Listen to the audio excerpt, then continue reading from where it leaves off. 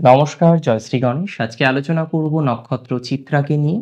চিত্রা নক্ষত্র মঙ্গলের নক্ষত্র, রুলিং প্ল্যানেট মঙ্গল। এই নক্ষত্রটির স্প্যান কন্যার শেষে, কন্যার 23°20 থেকে 30 পর্যন্ত, এবং তুলা রাশির 0 থেকে 6°40 পর্যন্ত এই নক্ষত্রের স্প্যান। আপনারা অনেকে আমাকে প্রশ্ন করতে পারেন যে এই নক্ষত্রটির গণ কি। যাদের জন্ম এই নক্ষত্রে তাদের গণ হলো দেবারি, অর্থাৎ রাক্ষসগণ। তবে এই নক্ষত্রের ভালো মন্দ অনেক প্রভাব আছে। অনেক ভালো প্রভাব আমরা এই নক্ষত্রের মধ্যে দেখি, অনেক জটিল প্রভাবও কিন্তু এই নক্ষত্রের মধ্যে আমরা দেখি। মেনি অফ ইউ, আপনাদের অনেকেই আমাকে প্রশ্ন করতে পারেন যে এই নক্ষত্রটিতে যাদের জন্ম তাদের কি কি ধরনের ভালো প্রভাব দেখা যায় আর কি কি ধরনের নেগেটিভ প্রভাব দেখা যায়। দেখুন, প্রথমেই বলি এই নক্ষত্রের দেবতা হলেন ত্বষ্টা। ত্বষ্টার সাথে আমরা বিশ্বকর্মার তুলনা করতে পারি। তাহলে বুঝতেই পাচ্ছেন এই নক্ষত্রের মধ্যে পজিটিভ ভাইবস অনেক বেশি। অনেকেই মনে করেন এই নক্ষত্রের প্রতীক হচ্ছে সাপের মাথার মণি। That's true. এই নক্ষত্রের প্রতীক হিসেবে আমরা সাপের মাথার মণি জানি। এই নক্ষত্রের স্কিল প্রচুর প্রচুর স্কিল, কোনো না কোনোভাবে, এবং এরা জীবনে কোনো না কোনোভাবে সেই গুরুত্বপূর্ণ ব্যক্তি হিসেবে রিপ্রেজেন্টও করতে পারে।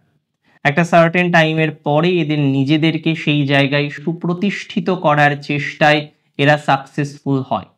সুপ্রতিষ্ঠিত করার চেষ্টায় এরা অনেকটা এগিয়ে যায়। সুপ্রতিষ্ঠিত করার চেষ্টায় অনেকটাই অগ্রগতির ধারাবাহিকতায় সমস্যার মধ্যে পড়ে যায়। তো একটা কথা মাথায় রাখতে হবে, আজকে যে চিত্রা নক্ষত্রের জাতক জাতিকারা তারা এতটা স্কিল জেনারেট করলেন, কিন্তু কোথাও যেন গিয়ে দেখছেন অসফল। কারণ আপনার যোগ্যতা অনুসারে আপনি সম্মান পান না।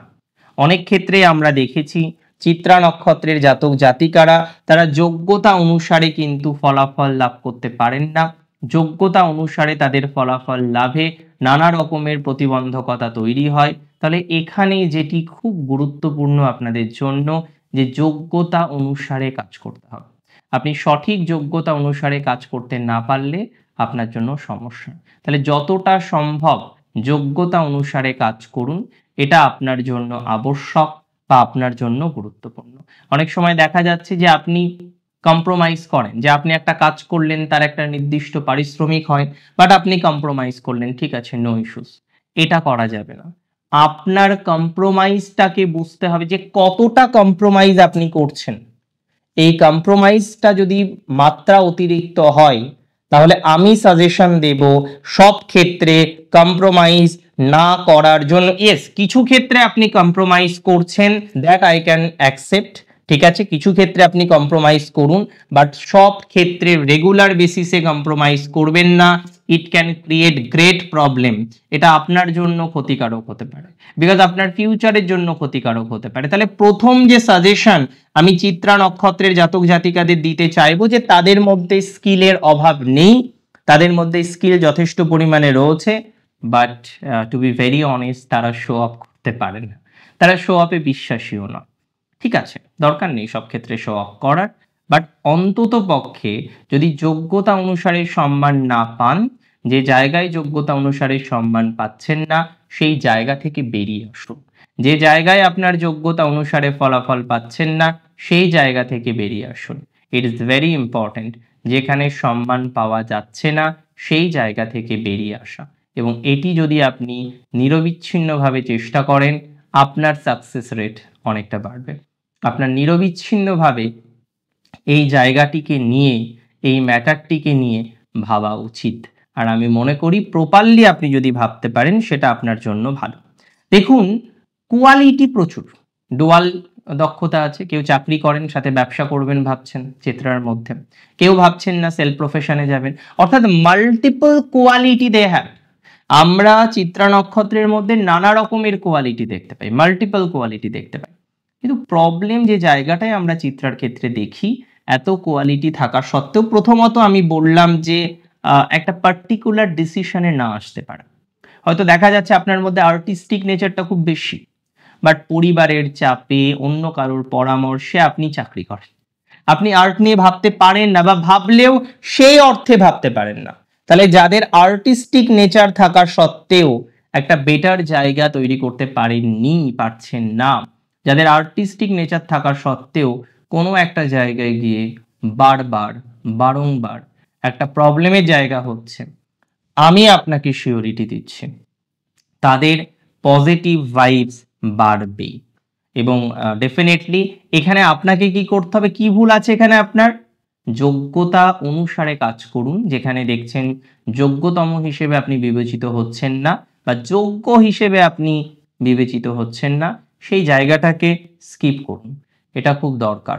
যোগ্যতম হিসেবে নিজেকে রিপ্রেজেন্ট করাটা চিত্রার ক্ষেত্রে আবশ্যক বলে আমি মনে করি। তবে চিত্রা নক্ষত্রের মধ্যে অতিরিক্ত মাত্রায় ক্ষমা পরায়ণতা আমি লক্ষ্য করেছি, বারবার লক্ষ্য করেছি। চিত্রা অতিরিক্ত ক্ষমা পরায়ণ, তারা ক্ষমা করে দিতে পছন্দ করেন, দিন শেষে তারা ক্ষমা করে দেন। বাট এটা সব ক্ষেত্রে না করাই ভালো।